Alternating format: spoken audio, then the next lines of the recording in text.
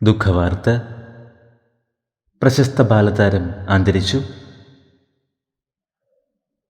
11-ാം വയസ്സിൽ സംഭവിച്ചിരിക്കുന്ന അപ്രതീക്ഷിത വേർപാട് വലിയ നടുക്കമാണ് സൃഷ്ടിച്ചിരിക്കുന്നത്.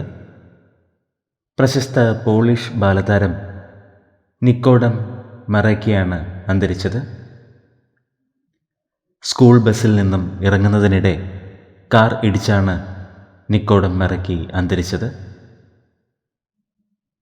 നവംബർ 27-ാം തീയതിയാണ് അന്ത്യം സംഭവിച്ചത്. പ്രണാമം അർപ്പിച്ച് നിരവധി പേരാണ് സോഷ്യൽ മീഡിയയിൽ എത്തിയത്.